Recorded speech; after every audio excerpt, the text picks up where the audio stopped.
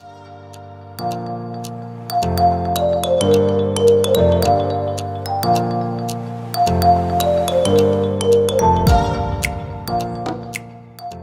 hello, school counselors and school counselors to be. Thank you guys so much for coming to my channel, The Inspiring School Counselor. And today, you guys, we're going to be getting into the pros and cons of you transitioning to another school. Now, I will say this, if you have not watched the video that I posted before, which was talking about reasons how you would know it's time for you to transition as a school counselor to another school, then you're definitely going to want to go and watch that, okay? Because I begin to give a list of reasons why you would know it's time for you to go ahead and, just transition to another school, okay? And maybe you are one that's on the fence and you really don't know whether, you should or not.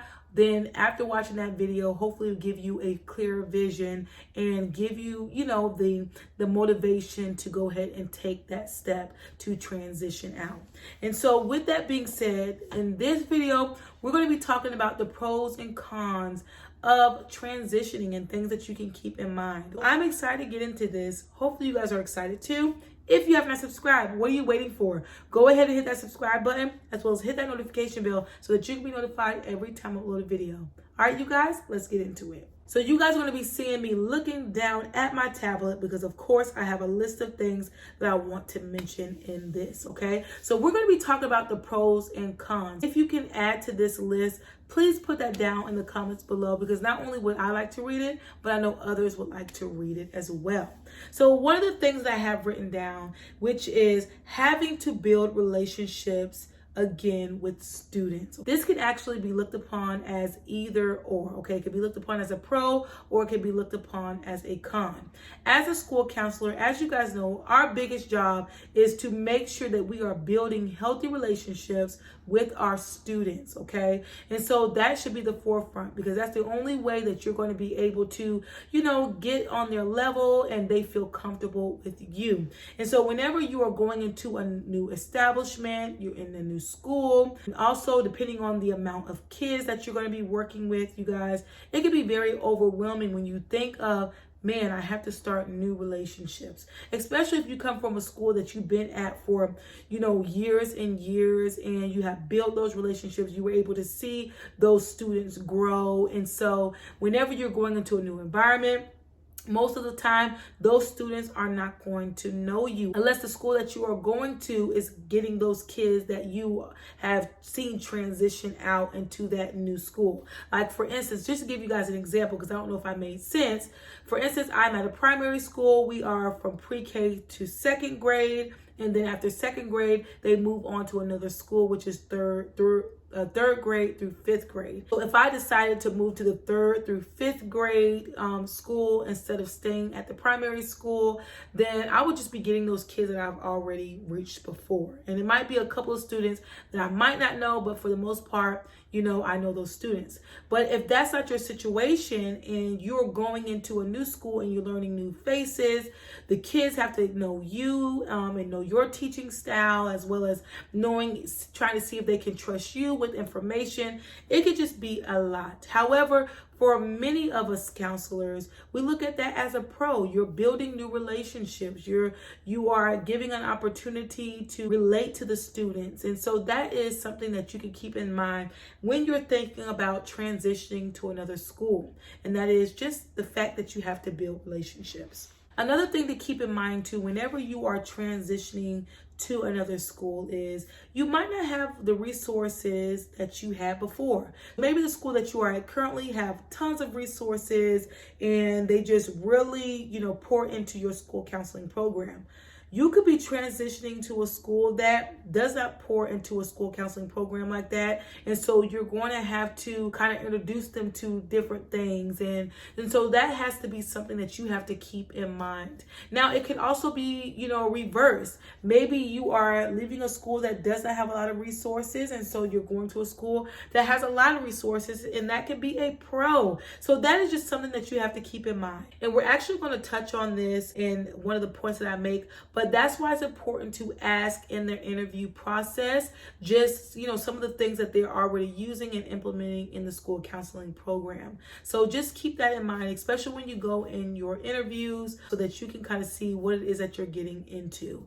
You also have where it could be, a pro or a con, because maybe you're going into a school that is already engulfed in a school counseling program that another school counselor was using, and that might not be something that is fitting to you. Maybe you don't like their style, so therefore you have to kind of maneuver and kind of I don't know the word that I'm looking for, but you have to kind of just pick up where that school counselor left off, and that could be a con for you. And so that is just something that you have to look at, and that's why I say really utilize the interview process to ask those type of questions. Now, the next thing that I have written down here is that you're going to have to get used to new administration, okay? Now, once again, this could be a pro or a con. Maybe the school that you are at, you and the administrator or principal, whichever word you want to use, maybe you guys didn't see eye to eye. Maybe you did not have a good relationship.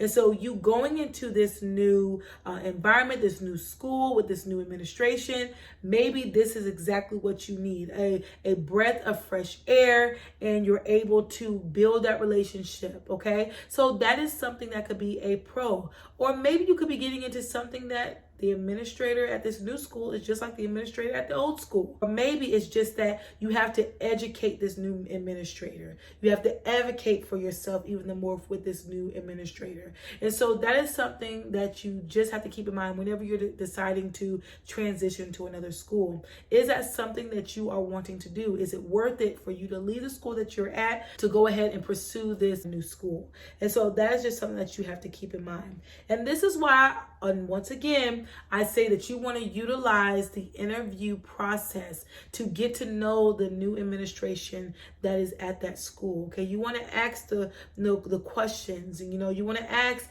how is the evaluation process? You want to ask how they view you in your role as a school counselor. You want to just ask all these different questions so that you can kind of get a feel. Okay, is this the right school for me under this particular leadership? And I'm going to actually give you guys a little example of how I knew that the school that I applied for was not for me whenever I was looking to transition. So I actually had applied to go and to have an interview at this middle school. And my interview was supposed to start at 12 o'clock. Of course, I was there early, ready for my interview. Well, 12 o'clock go by. Then it's 12:15. 12:15 turns into 12:30. 12:30 turns into 12:40. And then finally, they come and get me and say, hey, it's time for your interview. When I went in there, they did not address at all that, hey, I'm sorry, we were running late. I was in another meeting, or this happened or that happened. They just act like nothing happened. Okay, so that was already a red flag for me. That was like, you know what? You don't even value my time. And neither do you value me enough to address the fact that, hey, I called you in late and I do apologize for that. So that was already one thing. And then when I was going through the interview process, I noticed that the administrator was just very attitude-ish, if that is even a word, okay? She was just giving off a lot of attitude. Now, the assistant principal, he was fine. There was also the school service or the student service coordinator. She was good. I felt totally comfortable with them. However, the principal was just like giving a lot of attitude. I would ask a question and she would just roll her neck. Like, I'm thinking like, what is the issue, okay? And so off the bat, as I'm encountering this with this principal, I already had in my mind, like, I hope y'all don't call me back. And then at the same time, I had in my mind, like, you know what? I hope you do call me back so I could tell you guys really what I thought about you, as far as tell the principal what I thought about them. Of course, in a respectful, in a professional way. But I was going to express to them, look, I did not like the way that you came off. And I didn't like that you guys did not address the fact that y'all called me a whole 45 minutes later and did not think to address that and let me know, hey, I'm sorry, or this happened, and give me some type of explanation. So that's something I want you guys to keep in mind. You're dealing with going into a new school. You definitely want to use that interview process to kind of decipher, is this really the move that I want to make? is this really the move that I want to take? Okay. The next thing that I have written down here is that you're going to have to get used to new faculty and staff. And once again, this is just a part of going into a new school environment. You don't know how the morale of the faculty and staff is. You don't know if they're going to like you, if they're not going to like you. You don't know their thoughts that they have already towards school counselors. You don't know if they're going to be supportive or not. So that is just something that you have to keep in mind. Do you want to go into a new environment where you're going to have to learn new teachers, new individuals, and kind of build those relationships again? Or are you wanting to stay where you are at? Or maybe where you're at, the faculty and staff wasn't all that great and you are moving it because it was a toxic or, just an environment that you just don't want to be in. So either or, it could be a pro or it could be a con. So that is something that you just want to keep in mind. And just let you guys know, whenever you're going into a new environment, and I keep saying new environment, but whenever you're going into a new school and you're dealing with new individuals, everybody's not going to be one happy-go-lucky family. Okay? You're going to have some issues. You're going to have some things that's going to come up. However, you just want to make sure that it is an environment where, everybody might not get along, but everybody respects each other and respect each other's role. So that is just something that you want to keep in mind. The next thing that I have written down here is the change in fair share responsibilities. Also, you might be getting into some non-school counseling tasks, okay? So maybe you're going into this new school and now you're going to be held to do more fair share responsibilities than you had to do before. That is something that you want to keep in mind. And once again, you want to use that interview process to understand, okay, what are some fair share responsibilities that you're going to have me do at this school? Okay. And of course, you want to word that in a way that's not going to sound like you don't want to be a part of the team. Okay. You want to word it, of course, the right way, but you definitely want to ask some questions. What are some things that you are wanting me to do and be a part of? That is outside of my school counseling program or my school counselor role. And so that's going to be something good. And you might even want to ask, what are some non-school counseling tasks I'm going to be doing? Am I going to be working with attendance? Am I going to be working with office referrals?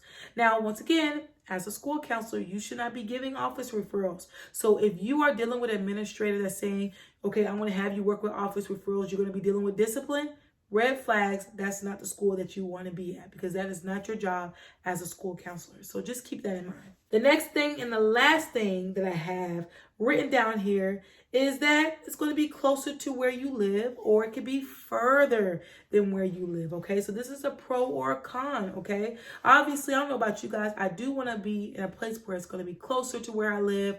But however, right now I travel further. And so with that being said, that could be a con for you or that could be a pro for you, okay? Maybe you are willing to drive that far because you just love the school that much. Or maybe you're like, look, I'm trying to be accepted at the next school that is open. Maybe that is you because you want to be closer home. So that is just something that you need to keep in mind whenever it is that you are looking into this.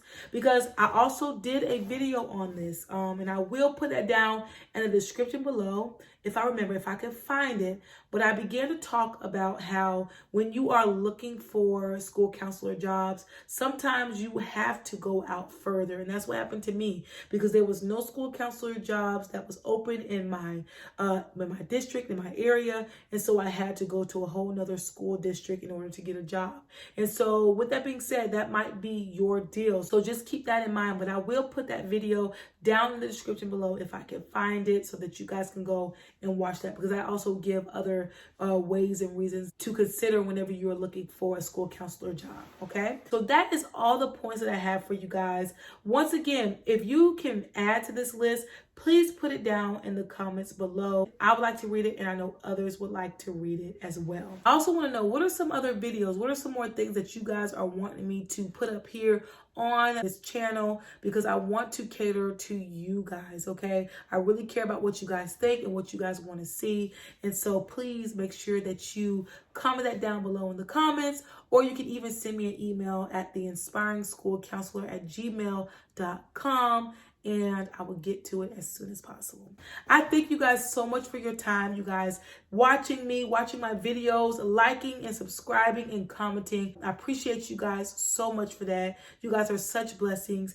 If you have not subscribed, make sure you subscribe and make sure you hit the notification bell so that you can be notified every time I upload a video. All right, you guys, I'll see you guys next time.